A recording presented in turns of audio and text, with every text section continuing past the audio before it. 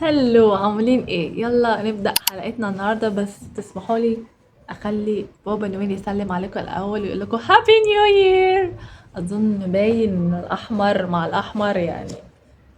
كل سنة وانتم طيبين يا جماعة، هابي نيو يير. في سؤال لازم نسأله لنفسنا واحنا داخلين 2026، وكل سنة وانتم طيبين. هل انت داخلة 2026 بنفس النسخة السنة اللي فاتت، ولا بنسخة فعلا اللي تستاهل أحلامك أو اللي تستهلك عموما؟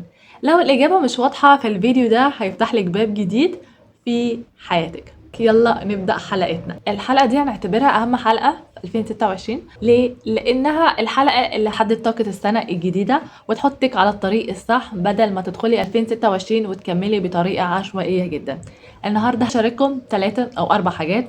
ايه اللي فهمته من السنة دي، وايه اللي نجحت فيه، وايه اللي معرفتش التزم بيه. 3 اسئلة لازم تسأليهم لنفسك، و3 شخصيات لازم نسيبهم في 2025. اظن انتوا فاهميني. و3 عادات نبدأ بيهم 2026. اولا، اهم دروس اللي فهمتها في 2025. مش هقولك ان السنة كلها كانت نجاحات وكانت مليانة ورد وشوكولاتة والكلام ده، بس اكتر سنة انا خرجت منها بأقل خسائر، وفهمت فيها نفسي اكتر، واكتسبت ناس اكتر واكتر من اللي خسرتهم الحمد لله. الحقيقة اللي لازم تعرفيها، مفيش حاجة اسمها صحيت بقيت شخصية جديدة. اوكي. التغيير بيجي ببطء قوي للأسف، يوم ينجح ويوم يفشل، يوم نتقدم ويوم نقف. بس المهم انك تفضلي ماشية ومستمرة في الطريق ده. هي المقارنة اكبر عدو. المقارنة كانت بتسرق مني الانجاز. بقول لنفسي قارني نفسك بنفسك، والباقي نويز، شوية نويز كده حواليا. اللي اتعلمت اختار نفسي قبل اي حد، وابعد عن اي حد يقلل من طاقتي او وجودي. وده اهم حاجة أنا اتعلمتها. الانجاز الحقيقي مش في قد ايه انا عملت، الانجاز الحقيقي قد ايه كملت لما ما كنتش انا قادرة. استمراريتك اهم من سرعتك. مش مهم ان انت تكوني سريعة قوي، المهم ان انت تستمري، لان في يوم من الايام هتقفي. المفروض نعمله في اول شهر من السنة 2026، وعايزاكي تراجعي نفسك لورا. ايه نكتب احنا اتغيرنا في ايه، حتى لو اتغيرتي في حاجة صغيرة جدا اكتبيها. تاني حاجة صريح، نقف وقفة صريحة كده مع نفسنا. اوكي. اكتبي في الكشكول بتاعك الكراسة الحاجة اللي انت بتحبي تكتبي فيها عموما. هتكتبي ايه اللي نجحتي فيه، ايه اللي فشلتي فيه، ايه اللي اتكرر كتير في حياتك مش عايزة تكرريه السنة دي، ايه اللي جاب نتيجة معاكي، ايه الحاجة اللي انت عملتيها وجابت نتيجة. وده مهم جدا عشان نعرف احنا هنمشي على نفس الخطة اللي احنا رسمناها لنفسنا، ولا لأ، ولا في تغيير احنا ممكن نكتبه بعد كده. دي حاجة. الحاجة التانية، نلخص الشهر بحاجة واحدة بس، او عادة، مثلا عادة واحدة بس تعمليها كل يوم، تعمليها على طول. مثلا شرب المية، بما ان احنا في شتاء فانا عارفة طبعا حضرتك ما بتشربيش مية كتير، فلو سمحت روحي اشربي مية حالا. تاني حاجة، قراءة 10 صفحات من كتابك. الكتاب اللي انت بتحبيه اقرأي منه 10 صفحات او 5 يا ستي. الرياضة يا جماعة أهم أهم أهم حاجة. 10 دقايق بس، أنا مش طالبة مني غير 10 دقايق. ازيكي بقى بعد ما عملنا الحاجات دي تختاري عادة واحدة تخليها حجر الأساس للسنة الجديدة دي. يعني مثلا الرياضة تخليها تبني عليها بقى بعد كده، لأن بجد أهم حاجة في الدنيا إنك تكون صحتك تمام. مفيش أغلى من الصحة. تعالي نرتب رؤيتنا ل 2026 مع بعض. مش خطة، بس الرؤية بتاعتي البسيطة. أنا عايزة أبقى نسخة أحسن بخطوة صغيرة كل يوم. ماشي. يعني هنعمل إيه؟ تكتبي كده رسالة لنفسك في يناير اللي احنا فيه ده دلوقتي. ممكن أقول مثلا لو نغم بتاعت يناير بتتفرج عليا دلوقتي، بقولك إنك أقوى من اللي كنت متخيلاها، وإن كل تعبك في 6 شهور دول ما راحوش. كل خطوة صغيرة عملتها هي اللي هتبني السنة اللي جاية ومستقبلك عموما. وأرجوكي أرجوكي كملي واستمري وما تكسليش. بحبك. مسج زي دي جميلة قوي، تصوريها، عايزة تصوريها اوكي، عايزة تكتبيها برضو اوكي. المهم ان انت تكتبي مسج ليكي، ودي حاجة هتبقى لذيذة جدا بجد. ايه العادات اللي اكتسبتها، وايه العادات اللي معرفتش التزم بيها؟ خليني نبدأ بالعادات اللي اكتسبتها عموما. اولا بقيت اقرأ كتاب كل شهر، ودي الحمد لله حاجة مواظبة عليها جدا. ممكن ألخص لكم في الكتب اللي أنا قرأتها في 2025، ممكن نعمل فيديو زي ده. بقيت أفهم يومي أكتر، ضيعته ولا استغليته، أو بمعنى صح بقيت أكتب يومي. يعني حتى الحاجات اللي أنا ضيعتها بقيت أكتبها. بقيت اكتب افكاري، مشاعري، بقيت قريبة اكتر من نفسي، وثقتي زادت، بقيت اشتغل على المحتوى باستمرار، وهو كذلك.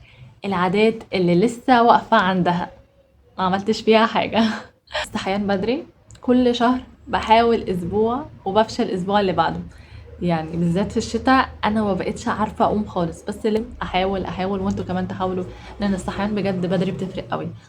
الرياضة استمريت عليها شوية، وقفت شوية، فدي حاجة مضايقاني جدا. هي واللغة، لأن أنا كنت بتعلم لغة إيطالي وما التزمتش بيها. تصوير المحتوى كل يوم لقيته بيهلكني قوي، فما قدرتش اصور كل يوم، فبدأت يومين في الاسبوع. انت كده كده اللي هتقرري تنظمي حياتك بناء على الحاجات اللي انت عايزه تعمليها. يعني مثلا انا عايزه اصور المحتوى، فبدأت اللي انا اعمله يومين بس مش كل يوم، واعمل الايديت بتاعي في يوم واحد مثلا عشان ما انجز وقت. الاسئله لازم تجاوبي عليهم عشان تعرفي نفسك وتعرفي انت داخله 2026 بنضج اكتر ولا لا.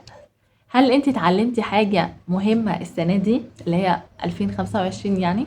ايه القرارات اللي ناوية تاخديها السنة دي؟ وياريت تشاركيني معاكي، قوليلي ايه هي. ايه الحاجات اللي كنت بتعمليها دايما وما كانش ليها اي لازمة؟ ايه الحاجة اللي عملتيها لنفسك؟ اكتبيها او قوليها. يعني انا مثلا الحاجة اللي عملتها لنفسي 2025 اني عملت كتاب ليا. لازم تعيدي ترتيب اولوياتك في 2026. احب اقول لك على 3 شخصيات لازم تسيبيهم في 2025. ورقه وقلم يا حبيبه قلبي واكتبي ورايا، عشان دي احلى فقره انتوا هتحبوها اصلا. الشخص اللي بيقلل منك، ماشي، حتى لو بهزار، محدش ينفع يهزر معاكي اصلا. تمام؟ يعني مفيش حاجه اسمها كده، مفيش حاجه اسمها كده، احنا اللي اخترعنا ده. تاني شخص اللي بياخد اكتر ما بيدي. انت بتفضلي تدي على طول، تدي على طول، تدي على طول، وهو ولا اي حاجه. تالت شخص اللي بيمتص منك الطاقة وبيديكي طاقة سلبية. يعني كمان مش كفاية ان هو بيمتص منك الطاقة، لا، ده بقى على رأي روبي، باي باي يا حبيبي، باي باي، مش معايا في اللي جاي. فده طبعا مش معانا. الرحمن الرحيم بقى خامس حاجة والأخيرة متهيألي، 3 عادات نبدأ بيهم السنة الجديدة. يلا يا حبيبتي سمي كده وادخلي برجلك اليمين. أول حاجة هنعملها السنة دي صفحة بيضة كده هنكتبها كل يوم، بس نكتب فيها أي حاجة انت عايزاها. فكرة، ملاحظة، هدف، حلم، موقف، نتكلم عن يومنا مثلا كده. يعني في الاول وفي الاخر احنا قلنا اللي احنا لازم نكتب. الصفحات الصغيرة هي اللي بتكبر النجاح الكبير بتاعك، صدقيني. اوكي. العادة التانية، الحركة. الحركة ايه؟ سمعيني، الحركة ايه؟ هديك اختيارات: شجاعة، شطارة، ولا بركة، ولا حماقة. معك 10 ثواني. مم. يلا. إجابة صحيحة، شطورة. الحركة بركة، برافو عليك. خلينا بقى الحركة بركة 10 دقايق مشي بس أو يوجا. يعني أيا كان انت بتعملي ايه الرياضة بتاعتك اللي انت بتحبي تعمليها. رابع حاجة تحديد الأولويات. اختاري حاجة واحدة بس كل شهر واشتغلي عليها، هتفرق معاكي جدا أيا كانت ايه هي. بس اختاري حاجة واحدة بس، مش عايزين عشوائية في الموضوع. أخيرا وليس آخرا، 3 حاجات نفتكرهم واحنا داخلين 2026. مفيش سنة بتغيرنا، اللي بيغيرنا اختياراتنا. فضلتي تعملي نفس اللي فات هتاخدي نفس النتيجة، يعني دي حاجة مفروغ منها. يعني الحاجة التانية، حاجة النجاح محتاج صبر، محتاج صبر واستمرارية وإرادة قوية. تمام. أهم علاقة في السنة الجديدة هي علاقتك بنفسك. علاقتك بنفسك، حب، احترام، حدود، وقت لنفسك. الحقيقة اللي محدش بيقولها، مش معنى انك هتشتري بورد جديدة وهي الفيجن بورد يعني، وتلزقي عليها الصور بتاعتك، او تجيبي اجندة جديدة او كراسة جديدة وتكتبي فيها اهدافك دي، كده ان حياتك هتتغير مثلا، او كده انت هتحققي، او انت كده هتحققي كل حاجة انت نفسك فيها تلقائيا كده. لا، التغيير مش في الورق ولا في الفيجن بورد ولا في كلام الناس. التغيير الحقيقي هو في اللحظة اللي تاخدي فيها قرار صغير صغير وتنفذيه. ده التغيير بجد. وانا مش جايه اقول لك كلام وبس، انا مش جايه اقول لك ان 2026 لازم تبقى بيرفكت لازم نمسك فيها. انا جايه اقول لك 2026 تستاهل نسخه احسن من اللي كانت موجوده السنه اللي فاتت. تستاهل انك تسامحي، تستاهل انك تسامحي نفسك وتفتحي صفحة جديدة وبيضة معاكي، وتدي لنفسك فرصة انها تتنفس وتكبر معاكي. مش قالك، فانا بقولك انت تقدري. ومش مهم ابدا انك تبدأي ازاي، المهم انك تكملي وتبدأي وخلاص. وكل سنة جديدة وانت اقرب لنفسك. وقبل ما اقفل الفيديو وامشي، عايزاكي تعملي اللي هقولك عليه ده بالظبط عشان تستفيدي من الحلقة او من السنة دي وتبدأي سنة جديدة بصفحة جديدة. اولا، ازاي اقيم السنة؟ اكتبي ايه الحاجة اللي زودت ثقتك، ايه اقوى لحظة نجاح انت حسيتي بيها، ايه اسوأ لحظة اتعلمتي منها، مين اكتر حد دعمك في السنة دي، مين اكتر حد سحب منك طاقة زيادة عن اللزوم. دي اسئلة المفروض تكتبيها وتسأليها لنفسك. واكتبي كلمة واحدة تكون عنوان السنة دي بس، واكتبيهم او حتى اكتبي لي في الكومنتس تحت وقولوا لي ايه اكتر درس اتعلمتيه في 2025 او اكتر، او اكتبي جملة او كلمة واحدة داخلة بيها السنة دي. كل سنة وانتم طيبين وهابي نيو يير، ويا رب تحققوا كل احلامكم وتبدأوا نسخة جديدة بجد من نفسكم. بحبكم. باي باي.